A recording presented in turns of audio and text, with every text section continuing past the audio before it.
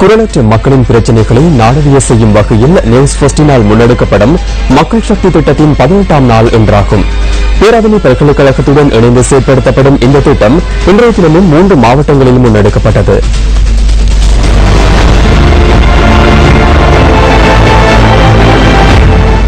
கிழக்கு மாகாண மக்களின் பிரச்சினைகளை ஆராய்வதற்கு சென்றுள்ள நியூஸ் ஃபர்ஸ்ட் குழுவினர் கிண்ணியா மஸ்ஜிதுல் ஹைரில் இடம்பெற்ற துவா பிரார்த்தனைகளில் கலந்து கொண்டனர்.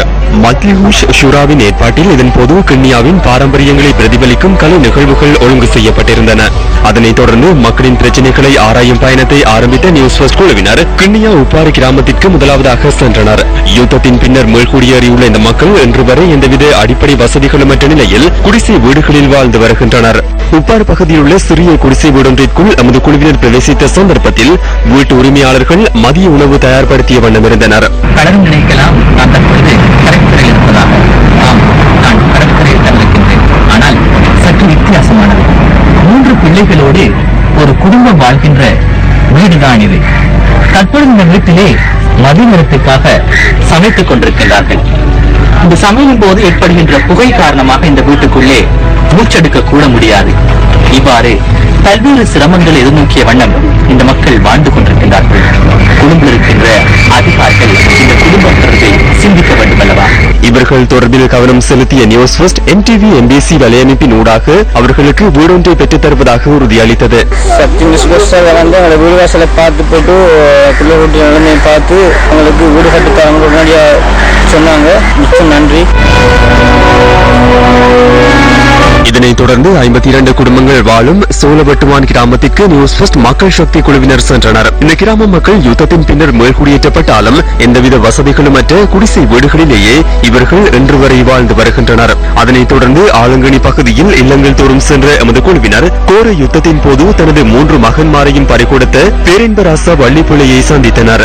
வன்னியிலிருந்து இடம்பெயர்ந்து இந்த கிராமத்தில் குடியேறி 7 வருடங்களாகிய போதிலும் எந்தவித அடிப்படை வசதிகளுமின்றி கொட்டிலில் வாழ்வதாக இந்த தாய் கூறுகின்றார்.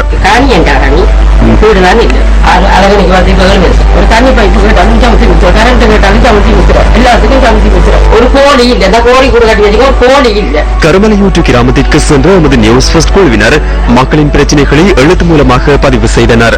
நியூஸ் ஃபர்ஸ்ட் மக்கள் சக்தி திட்டத்தின் மற்றொரு குழுவினர் சுற்றுலா தளமான கன்னியா வெந்நீரூற்று பகுதிக்கு விஜயம் செய்து அங்குள்ள வர்த்தகர்களின் பிரச்சினைகள் தொடர்பில் ஆராய்ந்தனர்.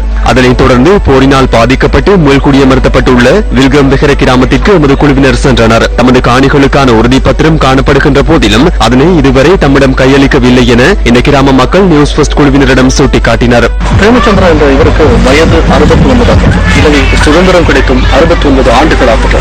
ஆனால் இந்த 69 ஆண்டுகளாய் தன் காணி உரிமைக்காய் போராடும் இந்த மனிதரை நமக்கு சந்திக்கப்படும். இவருக்கு அதாவது இந்த இடத்தில் யுத்தம் காரணமாக இவர்கள் இடம்பெயர்ந்து சென்றது 2 ஏக்கர் காணி இவருக்கு வசமாக இருக்கிறது. ஆனால் அதன் பின்னர் நிறைவடைந்து மீண்டும் இந்த இடத்துக்கு வருகின்ற பொழுது தனது காணி உரிமையை அதிபர்கள் கேட்கின்ற பொழுது உங்களுக்கு காணி உரிமை இல்லை என்று சொல்கின்ற பொழுது இந்த மனிதரை நெஞ்சு காட்டு யானைகளின் தொல்லைகளால் அவதியுற்றதை அடுத்து இந்த கிராம மக்களுக்கு அரசாங்கத்தினால் மின்சார வேலிகள் அமைத்துக் கொடுக்கப்பட்டன. எனினும் இந்த மின்சார வேலிகளுக்கான செலவினங்களை கிராம மக்களே ஏற்க வேண்டிய நிலை எதிர்நோக்கியுள்ளதாக இவர்கள் விசனம் தெரிவிக்கின்றனர்.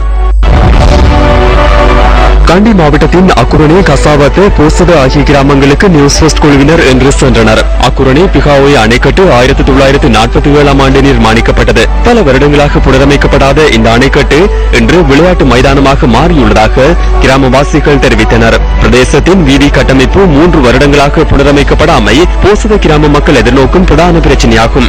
மெதவெல இகலகம பிரதேசத்திற்கு பயணித்த நாம் முறையான முறையில் வீதி கட்டமைப்பு அமைக்கப்படாமையினால் மக்கள் பாதிக்கப்படுகின்றமை தொடர்பில் அவதானித்தோம். மெதவெல தெபரலாவ பிரதேசத்தில் 3.5 கோடி ரூபாய் செலவில் இந்த பாலம் நிர்மாணிக்கப்பட்டுள்ள போதிலும் முறையான வீதி கட்டமைப்பு ஒன்றை தயாரிப்பதற்கு இதுவரையில் நடவடிக்கை எடுக்கப்படவில்லை. 2002ஆம் ஆண்டு ஆரம்பிக்கப்பட்ட இந்த கட்டட தொகுதியானது சுகாதார மத்திய காணப்படுகிறது. இந்த கட்டட தொகுதியான 2 மாதங்கள் மாத்திரமே பாதிக்கப்பட்ட பின்னர் கைவிடப்பட்டுள்ளது. காரணம் சுகாதார அதிகாரிகள் பாதை சீரின்மையால் இங்கு வருவதில்லை என்றும் சுமார் 14 வருடங்கள் இந்த சுகாதார மத்திய நிலையம் இயங்காமல் இருப்பதாகவும் தெம்பரல்ல மக்கள் தெரிவிக்கின்றனர். களுத்துறை மாவட்டத்தின் உலகசிங்கள பிரதேச செயலாளர் பிரிவிற்குட்பட்ட பல கிராமங்களுக்கு நியூஸ் ஃபர்ஸ்ட் மக்கள் சக்தி குழுவினர் இன்று விஜயம் செய்தனர். கொலப்பேவ கிராம மக்களும் முறையான வீதி கட்டமைப்பின்றி அவதியுறுகின்றனர்.